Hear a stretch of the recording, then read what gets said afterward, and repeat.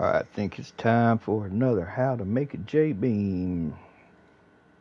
I always try to make these as I learn new things to update older videos that I think, yeah, it's time to make another one. Alright, so in your user folder, you got a mods folder. Now, the way I prefer to work out of the unpacked folder. So to even get a mod to show up in the game, it's got to have a folder structure. What I propose you do is take this blank Jbeam, extract it in unpacked. I may have to move a folder. Let me see. Yeah, I got to move a folder. So this needs to go here. I should have packed it that way, I suppose, then, shouldn't I? Blank Jbeam. So you open that, you got mod info, you got vehicles. Mod info here. This is the name of your mod. Let me close all this crap. Let me reload it. Alright, so here's the name of your mod. This is my mod. None of that matters. Your name matters. That's hit save. Go to the next folder. Vehicles. Your mod name. Put that there. My mod. In here, you got a default picture, which is 800 by 400. No, sorry. It can be 800 by 400, but this particular one is 400 by 200. It just needs to be cropped to 2:1 ratio. That's your preview picture that you see when you pick your mod. You got an empty Jbeam here. Mod name goes here. My mod. Your name goes here. And before we even get into flex bodies and nodes and beams and triangles, let's first go over the very basics of what a mod is exactly. If we go into Blender and we look at the default cube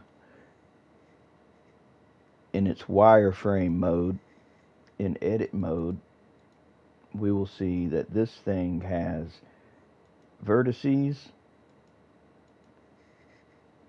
It has edges that connect vertices, like one edge connects two vertices, and you have the faces, which this isn't triangulated yet, so you just have like a quad basically, which consists of 4 vertices, or as the game calls a vertice, a node.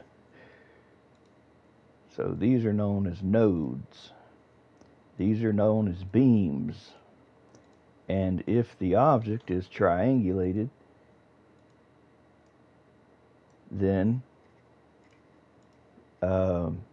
these are the collision triangles, would be the collision triangles, which actually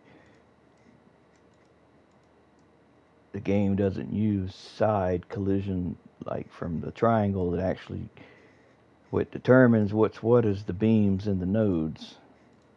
The collision triangles just is what makes up the visible mesh that you see as a mod, the actual mesh.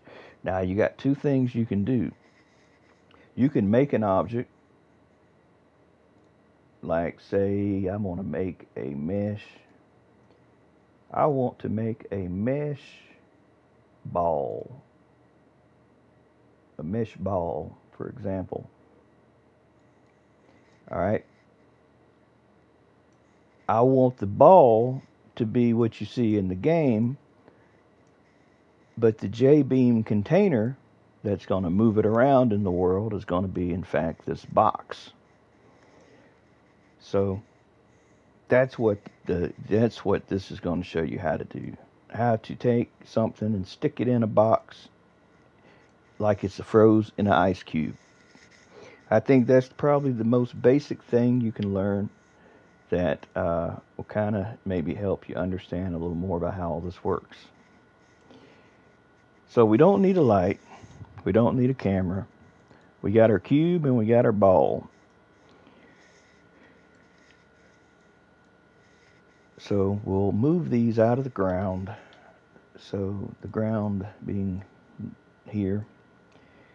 And what we'll do is we'll set the origin to the 3D cursor for both objects. That way they're in the same place and the game will know where they go. Apply all transforms. You set origin to 3D cursor. Apply all transforms. That'll get you squared away there. So now, this is a good time to save your file. So we have a sphere, we have a cube. Now, let's focus on the cube, the part that you don't see. Because I think to understand this, you need to see that, how that works. So what we'll do, we will export this cube as a Jbeam.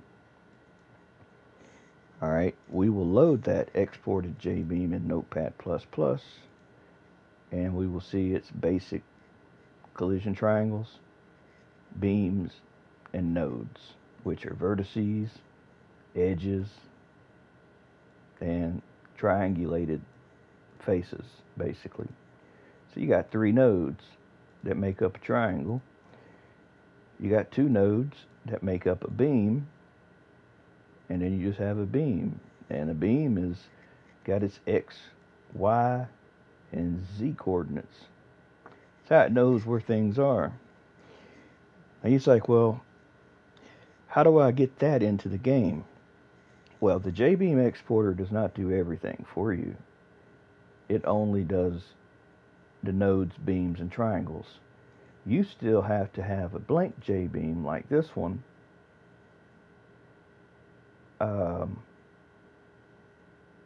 That's not the right one. Where is it? Empty Jbeam. This is the right one. Sorry about that. Let's try to get rid of any confusion here. So this is where your mod name goes. I thought I did this already. My mod is your mod. As you see here, you have node selection. And I even made a note. Nodes go under here.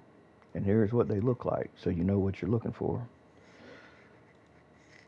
So you just copy those and you drag them and you drop them right there. And then you go down to beams, and beams start here. I put a little note there for you.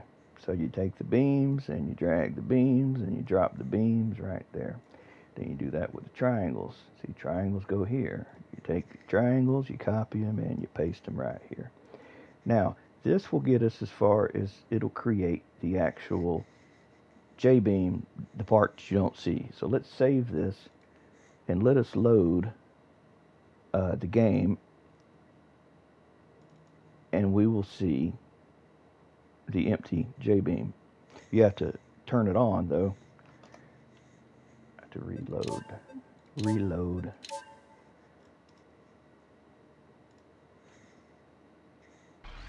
You hit Control B to see the nodes, beams, and triangles.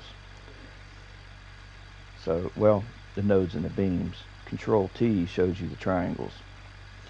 But that's not what we're doing yet. We're going to load that cube we just made. Is called, what did I say it's called? My mod.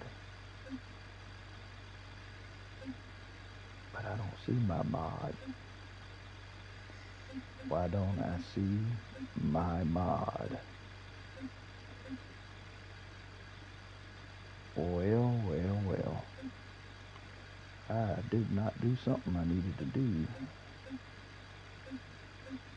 It should be in there. But I didn't do something. I need to reload the game because the game was already running. I've added something to the game while it was running that I guess needs to be loaded from the get-go. So I go into the mods manager, blank Jbeam, there it is. I just had to reload the game. It's good you seen that, because you might have done the same thing. Like, damn, where's my Jbeam at? I just put it in there. So, where is my mod? There it is, and there's our little house we seen a minute ago. So we'll replace the current thing with the Jbeam. Now, you don't see nothing. You're not going to see nothing. In fact, I'd have to pause the game, hit Control B, and now you see our cube. If you can see it. It's there, though.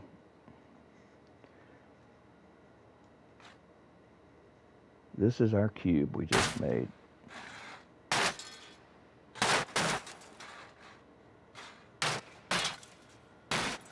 So,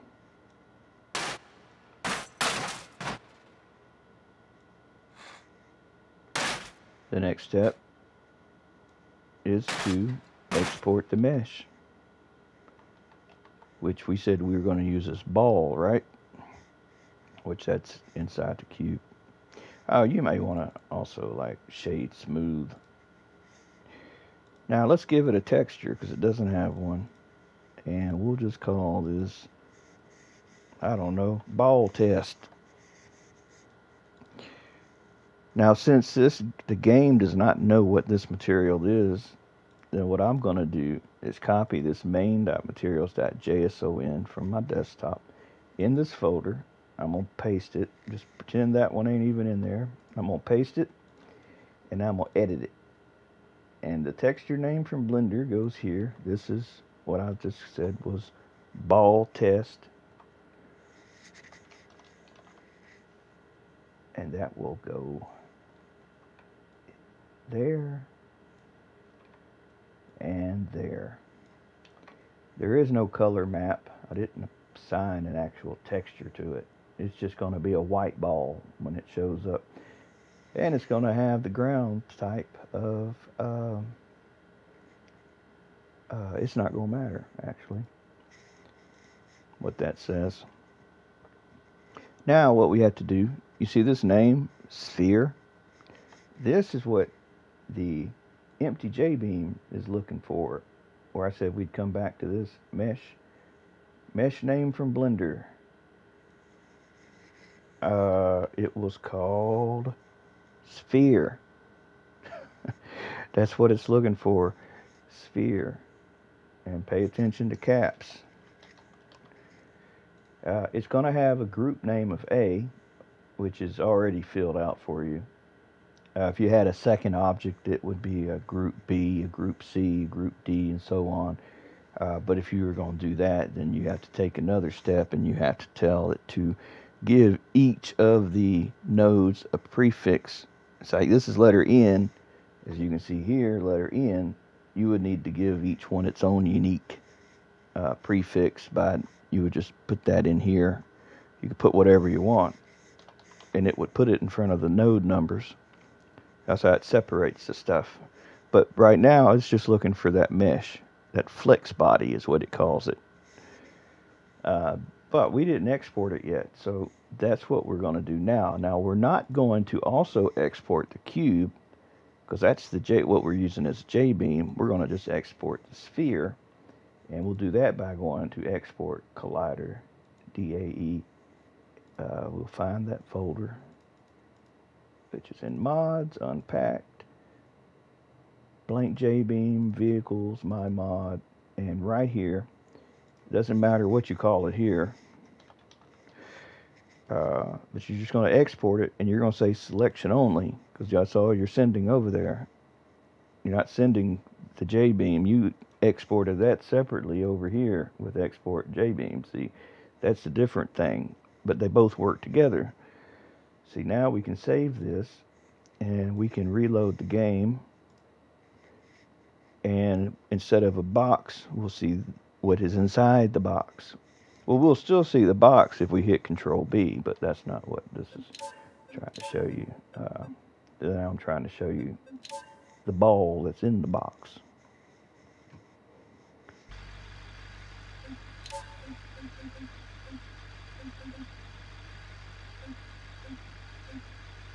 Where is my? There it is. So there is our ball that is now in the box. Now the way the physics will react, this ball will react to the world around it, it's based on this box. It's going to behave like a ball in a box, basically.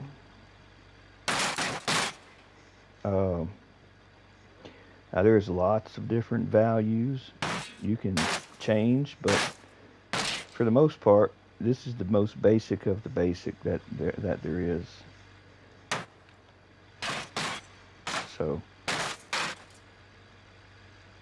I don't want to make this video too long, but I think that it's important everybody knows like the basics of like what makes the things work before getting into more advanced stuff. And this is about as simple as it gets here. Alright, so this part of the video will be for people that do not have the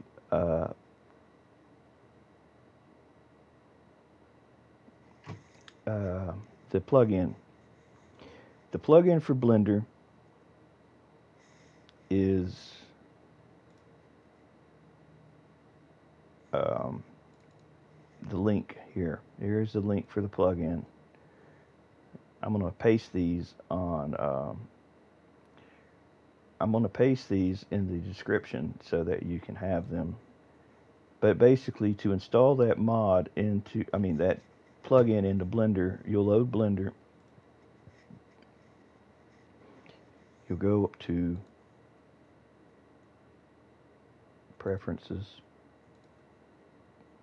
Add-ons, and you'll go to Install.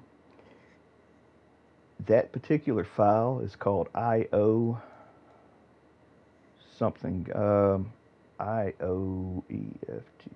There it is, IO Mesh Jbeam Zip. You'll pick that zip file and you'll say Install Add-on. And then once you've done that, you'll look for it in here and you'll turn on that little checkbox. There it is, Import Export Jbeam Format.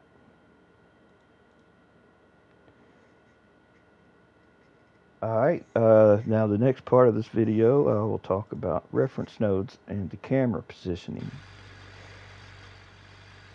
So, the reference nodes and camera positionings and whatnot. Think about where the thing spawns, what the camera's looking at when it looks at it. Basically, are you behind it, in front of it, too far away, too close to it? Well, this other program here, the Jbeam Editor, once that's extracted, you can load it like this. And you can load in a Jbeam like the one we just made of that cube. We'll go to our mods, unpacked, blank Jbeam, vehicles, my mod, and we'll drag it and drop it right in there. So this is the Jbeam, what the ball is in. You can turn on the node names and see the node names here. Basically, from the way I understand it, and I know you can't see this worth of crap, so let me load that other window so I can make this larger. We can zoom in on what we are looking at.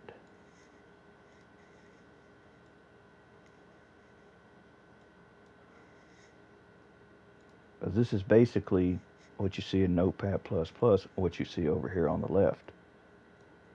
And when you save one, it affects the other. So yeah, what you do in one affects the other one. But this is what we're looking at. These little, right here, that's what this is. It's asking for the nodes. Now we know from earlier, our nodes are known as these.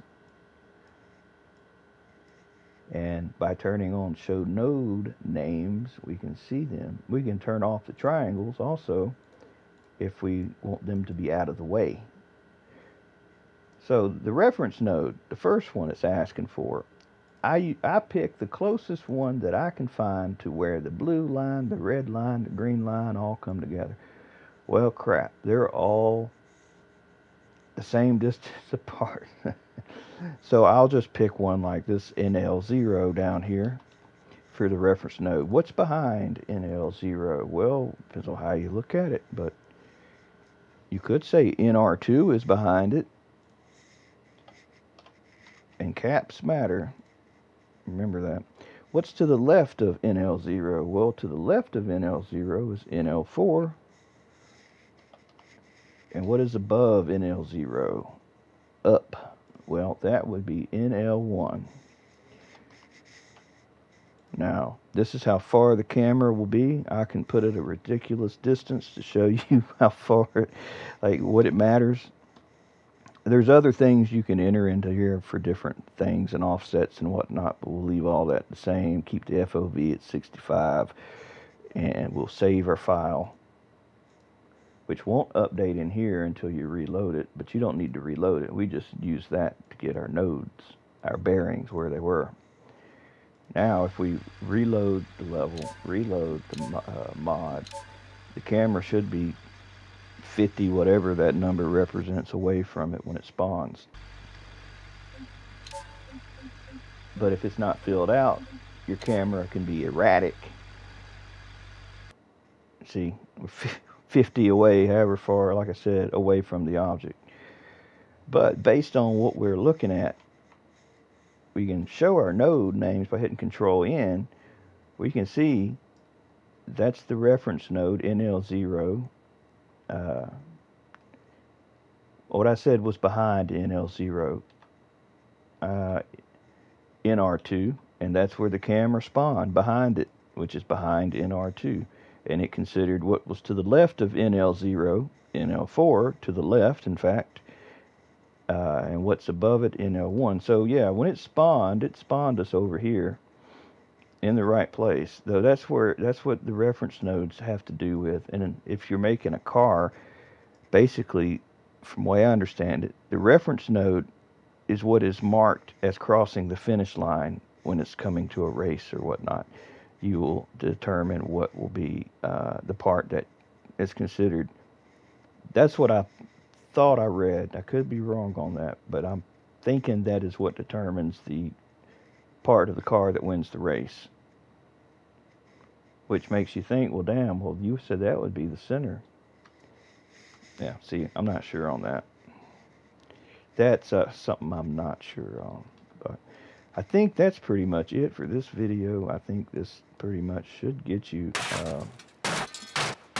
started anyway.